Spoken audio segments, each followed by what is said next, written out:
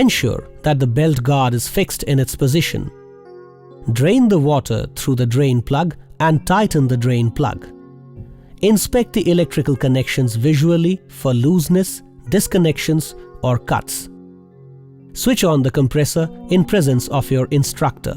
Allow the compressor to run till the required air pressure is reached. Use the compressed air wherever needed. In many workshops, a compressed air supply provides a convenient source of power to drive tools. It is safe if used correctly, but misuse can be very dangerous, causing serious injury or even death. Therefore, do not use compressed air to blow fillings or blow on a workbench, remove dust from your clothing, give someone a shock as a joke. Fooling around with an airline may seem like fun, but it can have tragic consequences. General behavior. Many people have suffered serious injuries through fooling around at work. You owe it to yourself and your colleagues to act responsibly at all times in the workplace. When in the workplace, walk, do not run. Be aware of what is happening around you. Drive carefully. Operate machinery safely. Never cut corners on safety. Hazardous processes. Welding. Resistance welding. This process may cause particles of molten metal to be emitted at high velocity, and eyes and skin must be protected. Arc welding. This process emits a high level of ultraviolet radiation which may cause arc eye and skin burns to the operator and to the persons nearby. Personal protection must be worn and screens used to shield other people. Metal spatter may also occur, and hence it is necessary to wear eye and skin protection. The heat of the welding arc produces fumes and gases. These fumes and gases may be toxic.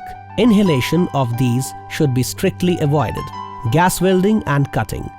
Oxyacetylene torches may be used for welding and cutting. Special care must be taken to prevent leakage of these gases with consequent risk of fire and explosion. This process also produces metal splatter, therefore eye and skin protection is very necessary. Inhalation of these should be strictly avoided. Material handling.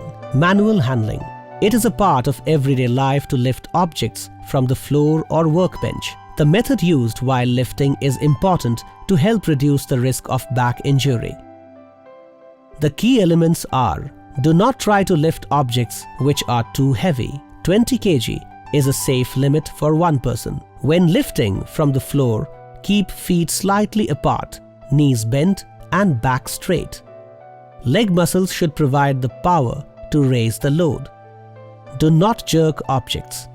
When carrying a load, keep it close to the body. Lifts and cranes.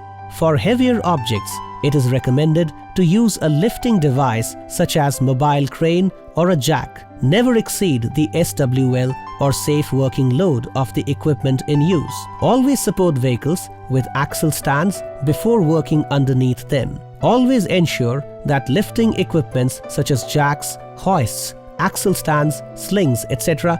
are adequate and suitable for the job and are regularly maintained in good condition.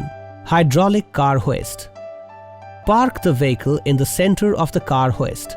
Clamp the front and rear axle or choke wheels. Open the air cock gradually and observe that the car hoist is moving upward. Close the cock when it reaches the required height. Provide safety stands underneath the hoist. Open the outlet cock slowly so that the vehicle moves down without jerk.